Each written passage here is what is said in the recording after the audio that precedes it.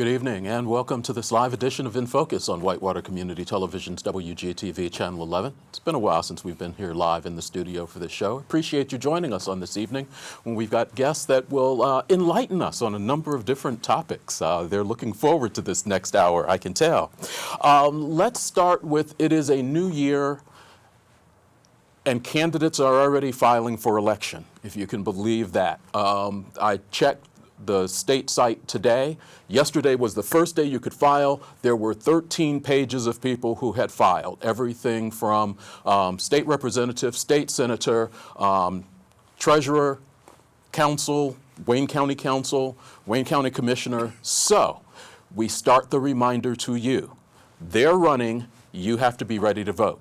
Voter registration is open. You can do it in person at 301 East Main Street, Monday 8:30 till 5, Tuesday through Friday from 8:30 to 4:30, or just make this easy on yourself. IndianaVoters.com. Just go there. You can check your status, or if you're not registered, you can register there. So make it easy. Do it from the comfort of your home. We do ask that you take care of this. Even if you're not going to vote in the primary, make sure you get it done so that that is taken care of for the general election, when school boards will be voted upon. Oh, we're not going to talk about that, are we? Never mind. And also want to remind you that you can get still signed up to go to the Ivy Tech breakfast that is being held. It is Living the Dream. It's the Martin Luther King Jr. breakfast being held at Ivy Tech this year. Purchase tickets through the 13th. That is an extension of the date. The date had originally passed. If you saw this flyer a week or so ago, they've extended the date through the 13th, so it is still possible that you can participate in that breakfast. Special guest speaker there on the screen. Again, that is the 20th. Who's open, who's closed that day? Normally, that's the first day that gets jettisoned when we have snow, but it's been a pretty mild winter. We're closed that day. We're open. We're open. We're open. Okay. And we'll be attending the breakfast. Marvelous. Our guests, you can tell from the faces, 3 of them you probably know very well, and 1 you don't. We start with Todd Taro, who is Superintendent of Richmond Community Schools. Thanks for coming back. You're living in this studio now, aren't you? Yes, I am. Thanks for having us. No we appreciate problem. it. A face that you have not seen in this studio, but you have seen on our education channel, George Philhauer, who is the Superintendent of Western Wayne Schools. Glad to have you here. Yeah, thanks for having me. I have to do my disclaimer that I do when I'm talking with someone on the Whitewater Community Television Board. Phil Stevenson, who is Superintendent of Centerville Abington Schools, is also a member of the Whitewater Community Television Board. I do that so that when I throw out the softball questions, people know I'm just trying to keep my job. Yeah, well, Is that why he gets the easy one? That's why he gets the easy questions. And Kyle Ballantine. Barentine. I'm sorry, is right. the brand new 4 days. 4 days. Superintendent of Nettle Creek Schools. Congratulations on the position. Thank you, and thanks for having us here this night. How has the first 4 days gone? Really pretty well. I had a good opportunity to meet with interim superintendent, Dr. Williams, prior to starting, and he did a great job of kind of giving me all the information he felt like I'd need, and it's been good. Okay. Give us a little background on yourself. Now, I have a little bit of bio information, but tell us a little bit about yourself. You're not a stranger to Hagerstown. No, I actually started my career at Hagerstown as a teacher and just had a great experience there. I'm still in contact with former students and former community members, and Mr. Childs, who hired me way back then. And then from Wayne County, George and I did our PhD program together and shared rides for 32 Wednesdays. And just really a real pleasure and honor to be working here in Wayne County. Okay. We don't have with us this evening Laura Blessing, who is Superintendent of Northeastern Wayne Schools. We're hoping maybe she'll join us as the evening goes on, but maybe not. Let's just kind of start. Everybody should be smiling. Graduation rates came out, and outside of your numbers, everybody was 90% or plus. Yours, I think, was paperwork snafu for the most part. It was, and unfortunately this was 2 years in a row that we had this issue. And every so often you get audited on your graduation rate, and when that happens, you need to have documentation of where your students are going and whether or not they are on the cohort of students that started when they were freshmen. And unfortunately, we did not have the right paperwork in order for this past graduation. When you look at graduation rates, what does that tell you about your school, how you're doing? I know the community can always get hyped up on it, but what does it tell you all? What do you look for? You know, we really, when we look at our graduation rates, we use that as a celebration, not just for our high school, but for our pre-K all the way through 12th grade. Because it takes a lot of work to get a student from that point where they enter kindergarten, preschool for some of them, to get them across that stage of graduation. So it's really an accomplishment and a lot of work by a lot of people. From teachers to administrators to support staff to community members who are mentors and really help keep those kids focused on what they need to do. How about you? And they can fluctuate a lot from year to year just based on, especially if you're a smaller school, just on a couple of students that you couldn't find information on. If they move out of state, you can't get a hold of them. You don't, so then that is a mark against you. So it does move up and down. I usually try to look at it. If we're somewhere in the 90% range, that's very good. And so that's what we aim at. But some years, previous year we were at 99 something. This year we're at 93 something, I believe. I can't remember exactly. But so it does fluctuate, like you said. It does go up and down based on just a few kids that you can't find. You can be part of this conversation. If you have a question for any of these gentlemen, you can send it to us via Twitter at WCTV Info. You can comment on Facebook or send a question through Facebook, or if you want to give us a call, 973-8587.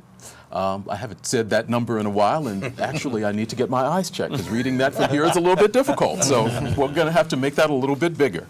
Let's backtrack November and talk about Red for Ed Day. Did everyone go? And what was it meant to do? You actually I'll went. start, yeah. Yeah. So we closed that day, like everybody else here at the table tonight. It was really meant to draw attention and try to get the attention of our legislators, of our governor. Really organized by IST, our Indiana State Teachers Association. And, I went over there, was really proud of the way our teachers handled that day, not just our teachers from Richmond Community Schools or Wayne County, but across the state. They really had a good spirit about them. It wasn't just about we want more pay. It was about supporting public education, and funding was a big part of that. But really funding, obviously, for salaries and benefits of all of our people, but then also the programs that we need for our kids. And it really, the focus was across the board on several different things, looking at decoupling evaluations, teacher evaluations from test scores, which is a big deal. And when we've had to let go teachers, we've never used test scores as a reason for that. And so, that's one of the things that we really tried to focus on. But again, it was more about supporting public ed and trying to get the attention of our legislators and our governor to really look at moving us from being the 38th ranked state in the union for the amount of money we put per kid to how do we get back to where we need to be? How do we at least, we're very pleased with our legislators and the work they did to increase and try to find ways to give more money to public schools this year. And that just kept us up with inflation, So we're not really gaining, but at the same time, we're trying to really use those resources in the best way possible. What was it for you all? What was that day meant to do for you? We, like Dr. Taro said, we canceled school as well, and exactly like he said, it's just a day to reflect on how much we appreciate the work that our teachers do. They've got the hardest job and outside of parenting, the most important job of anybody. And if we're going to look at something that we need to invest in, financially, then that's definitely where we need to look. And additional thing that they're looking at is all of the different requirements and hoops that they have to jump through. You know, it's encouraging to see that there's already bills on the table, or at least one bill to maybe eliminate some of those requirements and some of the trainings that they have to do, on top of the very hard job that they get to come back to do every fall. In Centerville, too, they did a really good job of getting the businesses to back the teachers, so you saw Red for Ed signs all over the community, not only just businesses, but also in yards and so on. So I thought they really did a good job getting the support for the teachers in Centerville, besides the ones who went out to Indianapolis. And I haven't really seen that type of support before, but I really think that they worked the community really hard to get the information out to them. And it's just not about money, like they said, and so on. It's just all these rules they throw down all the time. And I can say this stuff now since I'm getting ready to retire. But comparing the way it was, 47 years ago to now, just the stuff that you have to comply with, and particularly what the teachers have to train every year for, they almost have to go through 2 days of training every year just to go through all the things that they have to go, for just training to start the school year. What kind of things? We hear this, and we hear in the public some generalizations. Things are harder for teachers now. It's not. What things in particular are we talking about that makes this a little bit more difficult for teachers? Well, I don't know how many there are, but there's probably at least 12 to 15 different training items that they have to watch every year. Some of that stuff could be put off every 5 years or something like that. It started out years ago was bloodborne pathogens. You had to watch a 30-minute video on that. Well, now there's like 15 of those things. Plus you have to know CPR. I mean, it's just constant things that they are having to do. I'm not saying they're not important, but there's got to be some kind of strategy behind trying to make it easier for teachers to do these kind of things. And these mandates are coming from the state, yes. from the federal government? From the state. Well, and I would also say, a lot more has been placed on our teachers just because of the needs that our students are coming to our schools with. Social emotional learning is kind of a buzzword to some degree, but it's real. Kids coming to us from traumatic experiences and what that does to their development and their ability to learn. And our teachers are obviously on the front line of that, and they have to be trained in how do we how do they equip themselves to be able to best help their students. And the Red for Ed for me was just a great celebration of teachers around the state of Indiana. It gave us nationwide exposure to this. I think the best part about it, aside from everything that these gentlemen have mentioned, is the way that it was conducted and the way our teachers conducted themselves. It was classy. It was a really respectful show of demonstration. And I think it really kind of reinforced to me just what great people teachers are. I had the opportunity to talk with several of the state police officers who guard the State House or who were called in for the demonstration. And when those numbers started, it was like 5,000, maybe 6,000, and it ended up being, it was every bit of 18,000 or more. But talking with them, they were volunteering for this demonstration because they knew with educators coming to the State House that people would be in lines and they would pick up after themselves. And, they said it was really a pleasure to be there with the teachers that day. And they felt like it was a great day and responsible. But I think the other piece of this that's really big is the community support that we all experienced throughout Wayne County here from our community, from our parents, from our stakeholders was really big because closing down schools is not a decision that any of us make like just easy and in the passing. It took a lot of preparation, took a lot of work with that. I know my school board, two of their biggest concerns is what are we going to do for our kids that day for food? So many of our kids count on school for breakfast and lunch, and a lot of them snacks after school. So we opened up our buildings, and our board insisted that we come up with a plan for that. And so our buildings were open to provide food for our students. But the other side of that too then is to look at, so all of our staff, our support staff who weren't able to work that day, going into Christmas season and the holidays and expenses that you don't normally have. To miss a day of work was going to be a real challenge for them. So our board worked diligently to make sure that they were able to make up those times over the next couple of weeks and not miss any work time from that. So, that conscious effort of so many people to come behind and really support teachers and education in particular. Mm-hmm. And I think the key is that it's not a one-time, it wasn't just Red for Ed Day. That message needs to continue to resonate throughout the legislature right now. And we're pleased that they're working on some of those requirements for teachers and looking at, instead of every year, can we do it every other year or every third or fifth year when they have to renew their licensing? And so, I feel really good, especially here locally. Our representatives listen to us. They call us, contact us, text us on a regular basis, both Jeff Rotz and Dr. Barrett. And the way that we have interaction with them has been really good.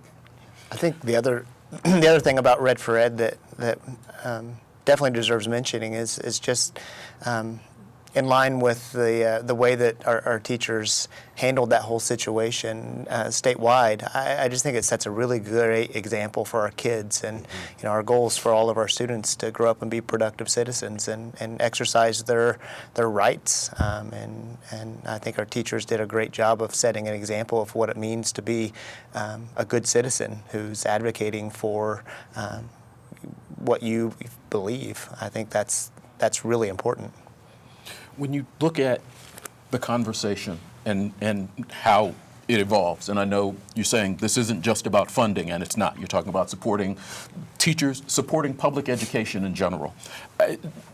Are there things that the state needs to be looking at? We're going into another session. I know they've already got bills laid out, but it's a constant cycle. It is. Are there things that the state legislators need to be looking at that, one, can better support teachers, and two, better support public education, and how are those two things the same and how are they different? I think in line with decoupling teacher evaluation from student assessment scores, that we just need to work hard to, I don't believe that teacher evaluation or school accountability systems improve student achievement necessarily. Those alone, painting a picture of a school that's not great is not a good way to make things better necessarily. So anything we can do that gets that idea out of the way and allows us to focus on the work that's being done day to day to improve what's happening inside the classroom. I think anything that can be done to do that is a really good thing. And so I'm encouraged by that, and I think that really is one of the things that I guess I'm just encouraged by that. For me, when you look at the state accountability system, like I was hired at a middle school several years ago that had been rated an F school for a number of years in a row. And so part of that was, well, you need to replace the principal, and because that principal is going to make the difference in this school. I mean, that's the idea behind it, right? My initial assessment of that school, you can go to any school. I would challenge anyone to be dropped in that particular school or any other school that's rated below a D or an F. And that school was not a D or an F. You'd walk around and we had great kids, and we had teachers who were working harder than any teachers I'd ever been around every single day, before school, after school. That was not an F-rated school. But according to how the state sees it and the accountability system, it was an F. Mm-hmm. And so, yeah, there are things that we were able to do to bring that grade up.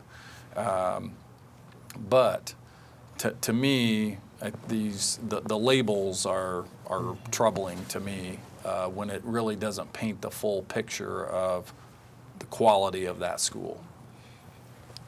Well, in the old days, they used to do it according to your socioeconomics. So if you compare, whenever they did compare schools, they would compare you, for instance, us would be closer to Hagerstown. But what they do is the paper will get the grades, and then they'll say, well, look, in Wayne County. Well, Richmond has a whole different set of challenges that we don't have, and so does Cambridge City. You know, every school is a little different, but this whole thing of comparing letter grades with every other school is just basically unfair because you don't have the same social economic base. And so I liked it better when they used to compare you. We'd be compared to maybe Westfield or Shenandoah or, you know, for Centerville or Hagerstown, because our social economics are more the same. But the whole thing is setting it up like it's some kind of game, like it's an athletic contest, and it's not the same. And I don't know how to break that. Now, the new federal way of doing it seems to be a little more fair. I don't know how you guys feel about it, where you meet expectations, you don't have a letter grade, but you know, it just doesn't seem like it's not an even playing field. And then you get animosity between different school districts and so on, that really we work well together, and always have here in Wayne County. But I wish they would just let the school boards have more of their power back. The state legislature tries to be the state school board, and they're all big experts on education when they're not. And it just seems like they're passing a lot of laws and regulations at the whim, and then the next year they try to get rid of them. They try to solve their mistakes. So the majority of the bills being introduced right now are bills to correct the bills they passed last spring. It is. Right. So that tells you right there's something wrong with the whole system and process. And when you have those Red for Ed signs out there in all these yards and in businesses, and you replace them with somebody else running against current individuals, that's when you'll start seeing change. It's one thing to support education, but maybe it'll sink in and they'll start changing. But I've seen a big loss in power for local school boards. Their hands are almost tied. We just sit around and wait for the next group of laws and rules and regulations from the state. So. And I'm not so sure I believe that we can legislate school improvement. I don't think that's something that could be done in the state house. I think that work happens in the schools, and anything that we're doing, that's done at the state house that's a distraction to the work that's happening in those schools. We need to try to figure out how to remove those things or get it out of the way, because it is a distraction. And these gentlemen have made great points with it. I think the one thing that was kind of interesting when the A to F grading system came out, it was right about the same time that a lot of the research that was coming out was saying that you should really go away from an A to F grading system for your students and go to more of a standards base where they meet the standard or they excel or they're not quite there. And yet as a state, we decided then to start grading our schools with A to Fs. And nobody in this room would shy away from accountability. That's what we do. Yeah. You know, our job is to make sure our kids come in and that they grow every year, and they grow at least a year's worth of growth, if not more, so they can catch up and get to where they need to be. On a positive side, I do believe that our legislators are listening to that.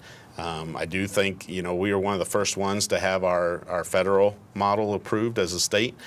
So we've done some really good work in that area. And I believe that in the next year, if it's not this session, the next session, that we will see some legislation proposed to allow us to move away from that A to F grading system to get to something that's a little bit more of a dashboard approach, that it's not a one-time test and if the students had a bad day that day, but it's more, and we've talked about this before, none of us want our whole evaluation for a year to be based off of one day's work, randomly selected. And I think that's the same thing that we're all looking for here. Before we walk away from this, I want to throw in one more thing. Teacher pay.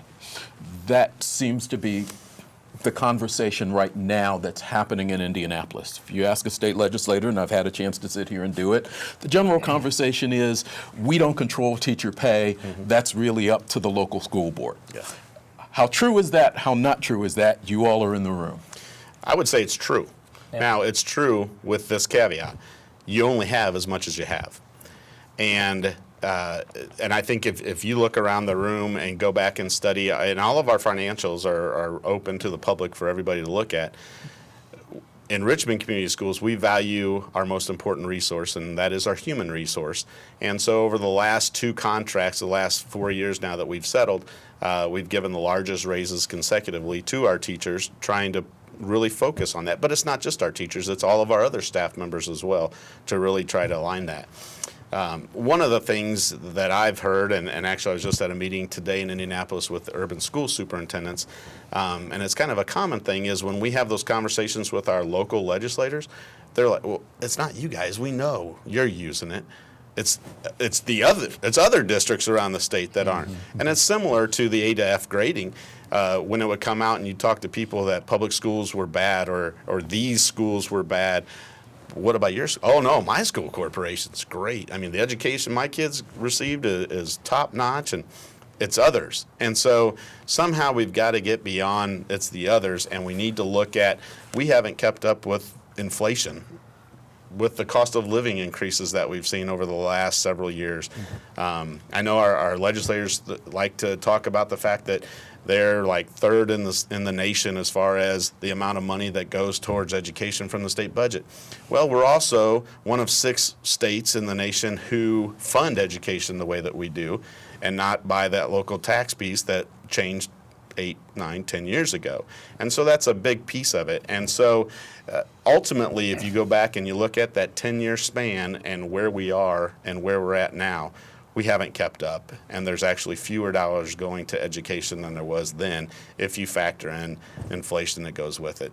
So it is really more about that local control. It's interesting that they want to put that back on us, but then when it comes to how you're going to train your teachers for safety, they want to jump in and legislate that. Or if you're going to allow teachers to carry weapons in schools, they want to consider legislating that.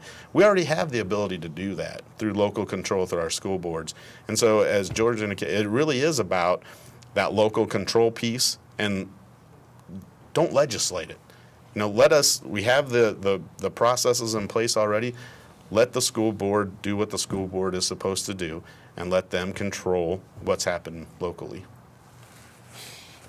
Anybody want to add? Well, and he mentioned something about the property tax piece. When they removed that, they never really replaced it. They raised the sales tax, so they were going to replace that funding, but they're still putting in the same amount of funding. And when I was talking to Senator Rotz about it, I said, that money has never been really replaced. And it was stable money. Property tax money is very stable from year to year. It's really not that affected by inflation or if you have a recession. So the funding issue is a big issue for all of us. And another problem is in this part of the county, in this part of the state, we generally have decreasing population, or 1 year you're up or 1 year you're down, and then you get funded approximately $6,000, $7,000 per student, and when you lose 5 1 year, gain the next. So most schools have given up on salary schedules, compensation schedules, and so they just give stipends to teachers, and because we're not certain how our funding is going to be. This year they returned to doing a count at the start of the year in February again. So if you lose students by February, then you're going to lose funding, and you can't get rid of people in the middle of the year. So it's very difficult for the local schools to function when you're not really sure where your income's coming from.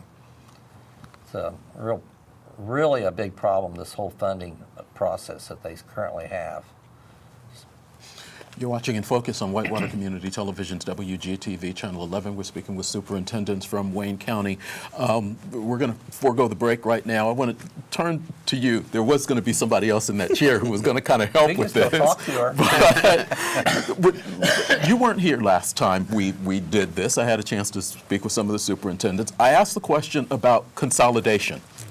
And it was almost like, I dropped the grenade in the room, the dirty looks that I got. And, but you and Western Wayne and Northeastern actually kind of started talking about you're doing some things together, working a little bit more. You all went through that process, having some public input.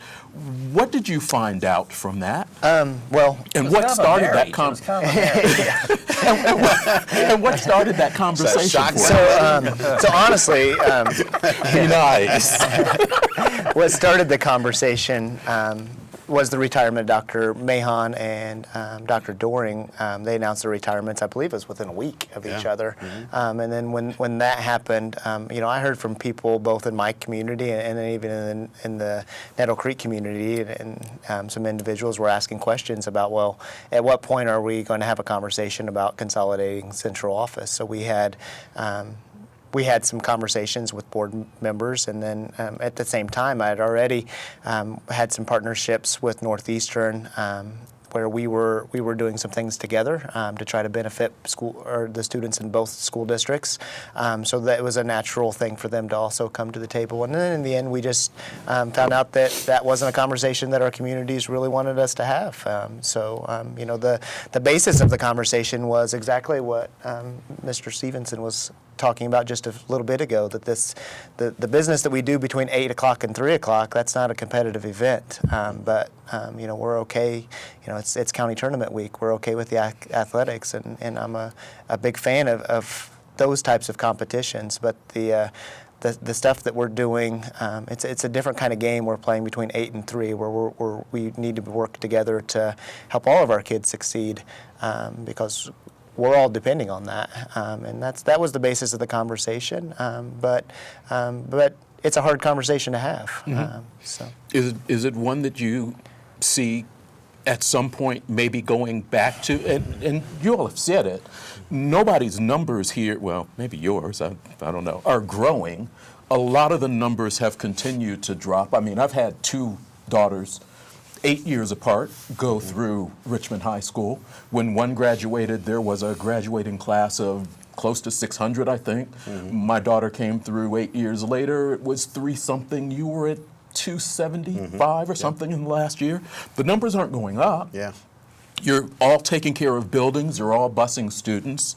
Wouldn't it at some point make some sense to take a look at some of that? And I know that there are things that you all are doing. You meet, you talk, you all work together in some ways, but... Yeah. So, I think a couple of things to point out there. This last year, we only lost 10 students, and the year before was 60, the year before that was 100 plus, and so we're seeing that, we're hoping that continues to move in that direction. But I think one of the things that's really interesting that we need to bring back up at this point in time, too, is to talk about our legislators really sending a cross message to us, because on the one side they're saying, that we need to consider looking at consolidation, and Senator Rotz even had a bill where there was some dollars that would go with a one-time payment, which would hardly cover legal fees, but that's there. But then at the same time, then they're wanting... Charter schools last year and voucher schools last year got over a 10% increase, where public schools was about 4%. We didn't experience that, but some did. But so when you're giving larger increases to even smaller schools, and then you're talking about trying to incentivize consolidating smaller school districts. And then Governor Holcomb, I think it was even this week when he came out and said that he would now consider addressing the teacher pay issue in this legislative session, which I think is a good move. Said, and this isn't about closing schools and moving that direction, which was, in my mind, I hope that he meant what he said when he said that, because I think one of the things that we look at here in our county, and I didn't realize there's a county tournament going on? Is that everybody in the county? No. No, not everybody. So it's not really a county. Anyway, sorry, I had to throw that one out there. But so many of our communities, the life of that community is really the school system. Absolutely. It's the high school. It's the high school gym. It's the football field. It's the going to plays in elementary schools, going in and having and so I think there's a real concern, and I think it's legitimate, that if you pull out those schools and you consolidate and you make one grandiose campus in the middle of the county, well, then what happens in those cities and those towns, and that's a legitimate concern. Could it be more efficient? Could you offer more? Maybe. But I think, again, just like anything, we have to balance it. Just like we have to balance how we evaluate teachers, just like we have to balance how we grade schools and school systems. And look at academic achievement. There has to be a balance, and I think so often the pendulum seems to swing and we go way over to one side rather than finding something in the middle and having that approach to it. Your conversation was not about, or was it about making one school or just combining administrations? It was about combining administrations, and it was for the exact reason Dr. Terrell just talked about, that if Lincoln High School were to ever leave Cambridge City, the town of Cambridge City would look very similar to the other small towns that experienced that type of consolidation many years ago, and that was not the conversation that we were having. We were talking about central offices, and it really was not a financial decision, because that's not a move that's really going to save you a great deal of money. Yeah, I think our school corporations in Wayne County are very efficiently ran and operated. I think we're all bare bones. I don't think you see a lot of, like some schools around Indianapolis on the outside, where there's, they've got curriculum people all over the place knocking each other down and all that. We're pretty bare bones. So we wear a lot of hats, and I don't know if, how we wear them sometimes, or how well we wear them. But yeah, and then here in Wayne County, we're Richmond schools, and the rest of us are county schools. That's where the county attorney comes. Is that what that is? Yeah, I just wanted to throw that in. I think it's like city. There's probably a city tournament. We are the champs. I just know that we've always been called county, so I don't know what that. You're watching In Focus on Whitewater Community Television's WCTV Channel 11. Listen, I'm all good. Talk a little. Everybody has mentioned accountability. Talk a little bit about, for each of you all, and I know it's very early in your tenure, but maybe you have some plans. Talk about how you communicate, you individually as the superintendent, as the place where the buck stops.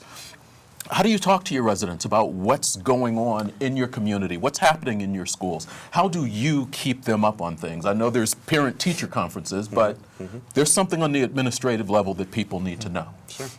So we do, I've got several ways. One is every Tuesday morning at King's Cafe. Most of the time, almost every time. There's some times where I'm called to be somewhere else, but from 7:30 to 8:30, people can find me there and pull up a seat and have a conversation.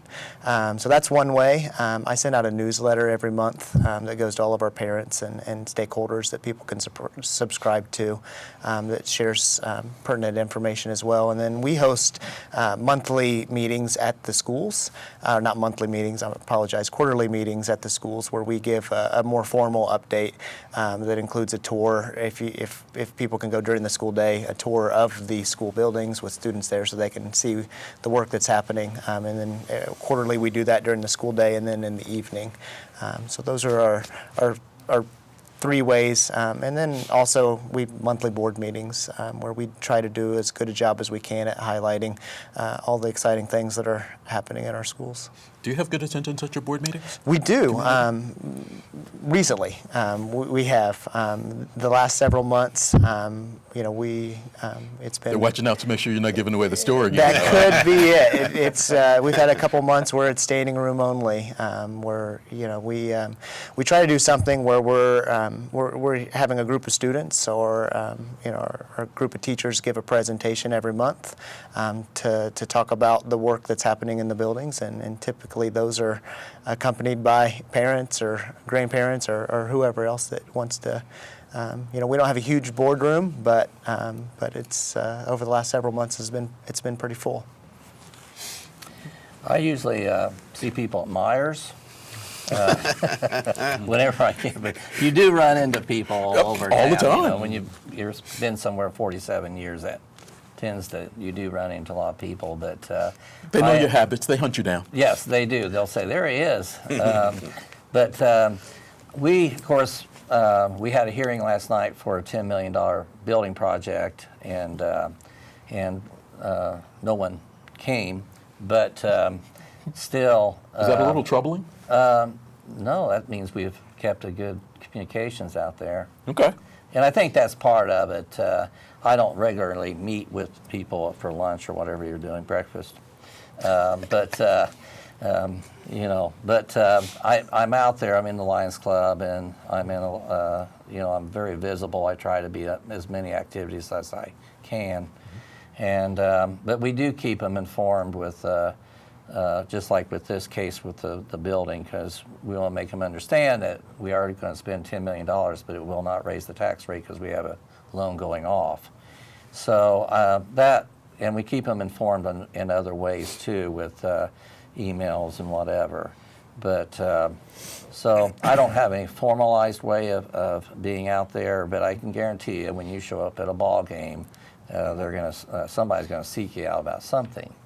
You've passed it. What is the $10 million for, if I can ask? We're adding on to Centerville Abington Elementary. We have a 1921 building that's fairly old, and we're going to tear it down and add on 16 classrooms plus remodel the Centerville Abington Elementary building itself.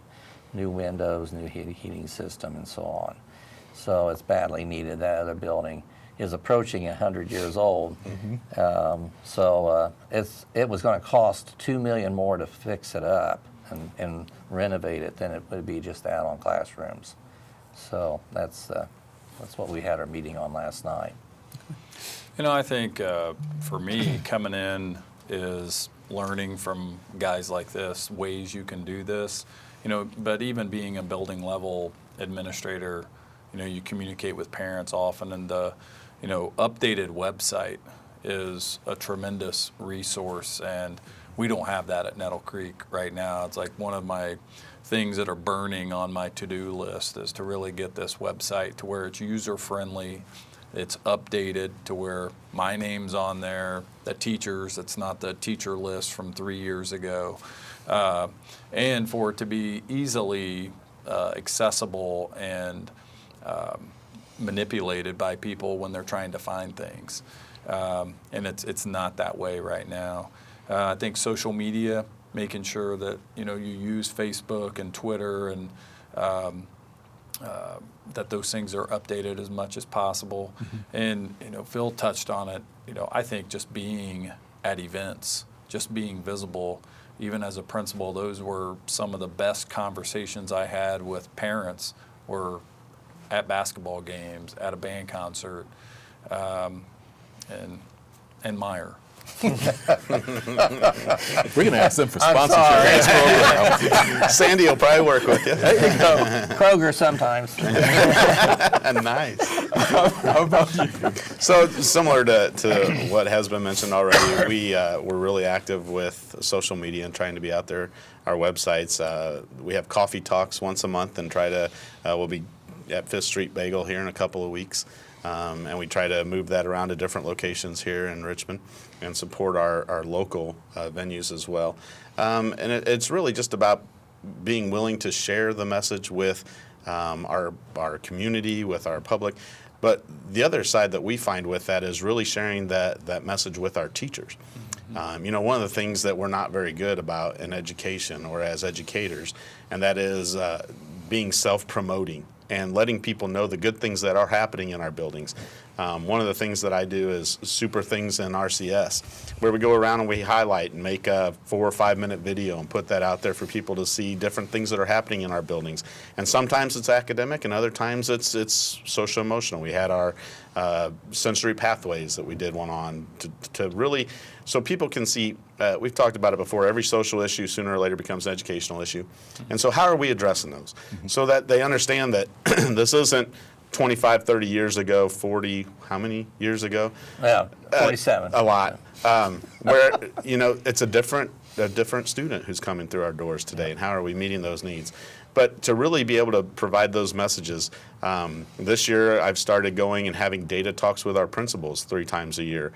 We're in that process of doing that right now and letting them share with me the things that are happening in their building, but triangulating that data. So it's not just about the state data and looking at those scores, although those are important, but it's also then common formative assessments and looking at those, but then also taking that input from the teachers and the professionals in the classrooms about what they're experiencing and bringing all three of those together.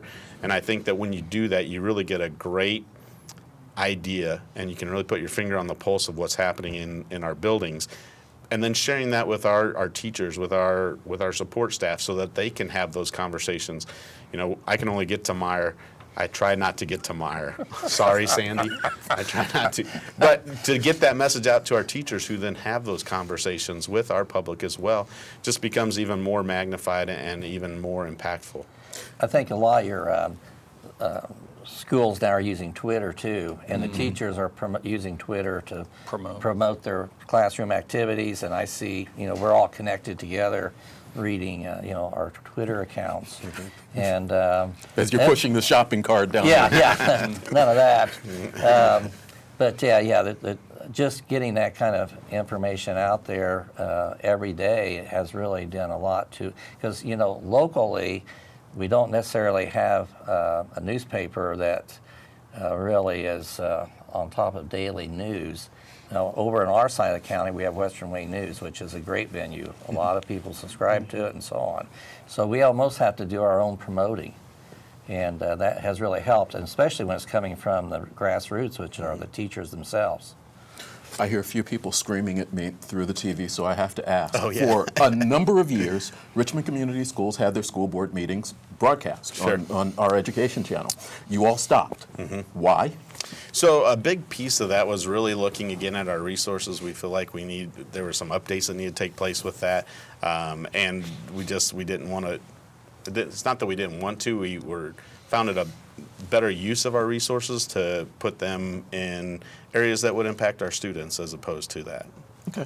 I want to add too that we just purchased a nice camera at Centerville, so we're going to be getting more your choir and band concerts on there. Nice. Because I saw Seton and Richmond had plenty on. And you'll this record year. your school board meetings and give those to us too, right? I don't think we've got enough personnel for that. We'll talk to some of your students. We need interns. We are about 10 minutes left to go, and I do want to kind of throw this out there and get your thoughts. We've had a chance here to work with the Workforce Development Board and a lot of conversation about trying to make sure that when students graduate, they have a plan.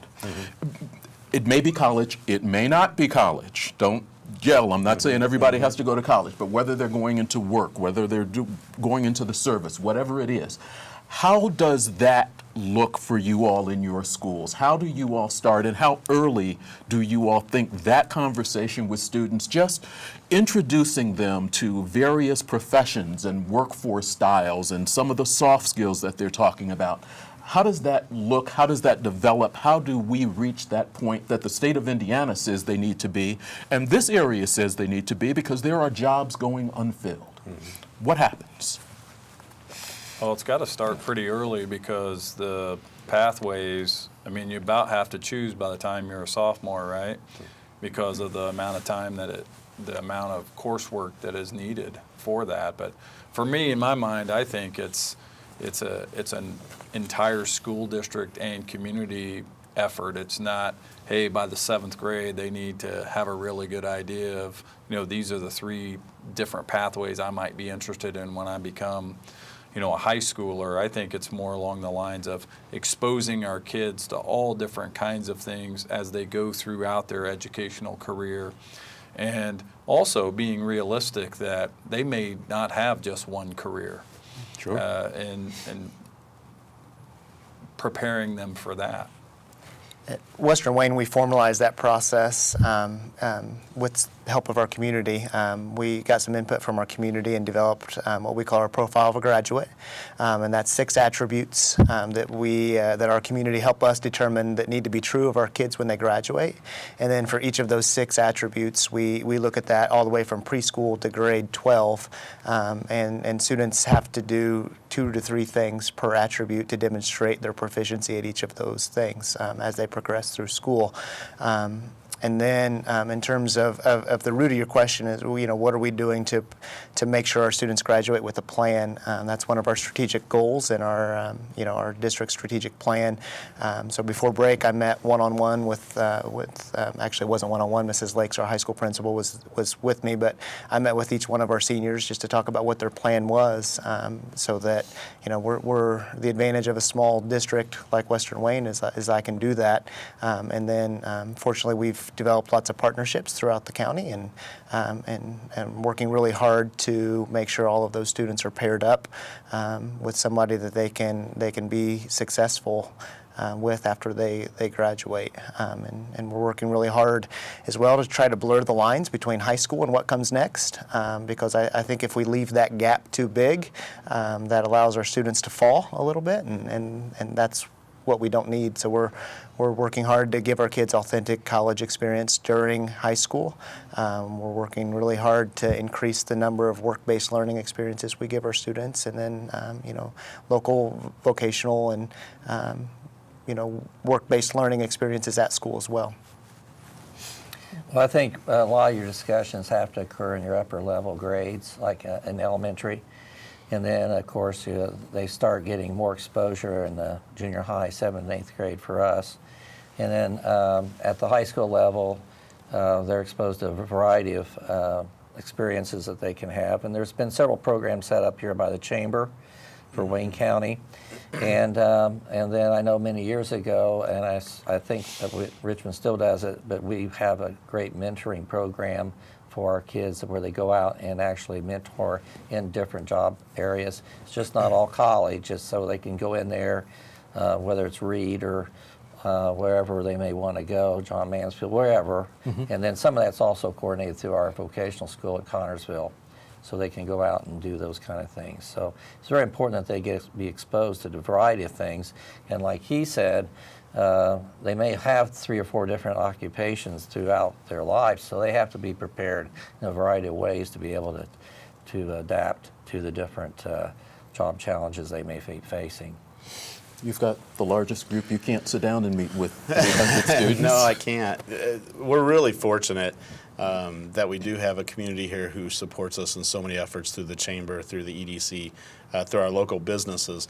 And we do have to start that at a young age, but I think one of the things that's really important is that we don't look at necessarily a career path as much as it is a skill set. And depending on who you follow, who you read, what statistics, and by the way, 69% of all statistics are made up. But they say that about 60% of the jobs that our kids are going to work in haven't even been thought of yet. Sure. So how do we say, as a 5th grader, you've got to tell us what you want to do by the time you're in 7th grade, when by the time they graduate from high school, the job that they probably will end up doing hasn't even been thought of or created yet. And so it really is about looking at a skill set and developing what is it that as a community, what is it as a county that we want from our kids, and how do we continue to put that in front. And you mentioned that we have jobs that go unfilled here in our county. The interesting thing is, across our state, if every graduate immediately after high school went into jobs, we would still have a shortage. So it's not just about our kids coming out of high school and going right into the workforce, or right after college going into the workforce. We've got to figure out ways to have them prepared so that they can, the new literacy is going to be learn a skill, unlearn a skill, and learn the next skill, and be able to process information and then use that information to solve problems. And so that's what we've got to prepare our kids for. And we do that through providing digital access for our kids, providing technology for our kids, so that we can level that playing field, not just here in Wayne County or the state of Indiana or the Midwest, but across the world, to put our kids in that best spot where they can continue to bring jobs back here to Wayne County that they're doing across the country and the world. Okay. Gentlemen, believe it or not, you made it. How about that? Congratulations. You have. Are we off the air? Huh? Are we off the air? No, we're not. Oh. Thank you. We're still, I was gonna ask we're still on the Leslie some air. questions. Thank you very much for being here. I hope that you will all come back. Well, you're not gonna come back. Well, I don't You know. can still, You're- you can still I- invite him. At the end of this, Yes. What are your plans? You're going through the end of the school year, and then Yeah, there's I a permanent don't golf have course any someplace. plans. No, I don't play golf. That's part of the problem. So, I'm going to try to still work with the schools as much as possible. I'm still going to do model legislature, which is my thing I've done since 1973 with the kids. So I'm still planning to do that every fall. So I'm going to still be involved. It just gives me a little more flexibility in what I want to do. And I am getting up there in age, so I'm not quite ready for Friends Fellowship yet, but I don't really want a full-time job either. So, so it's going to afford me some flexibility in what I do. Maybe I'll work in Western Wayne, who knows, but. Grandpa duty. We would take Yeah. him. Yeah, well, there's going to be a lot of that, I think. Grandpa duty. Yeah. Well, I think a couple of people want to go watch a ball game. You probably not so Nah, much. not so much. Thank you all very much for being Okay. here. I really do appreciate the time, and Thank you hopefully for we having can have us. you back. Yeah, Okay. thank you. Thank you. Couple of reminders that I need to go through with you before we actually go off the air. Once again, just a reminder, it is primary election season.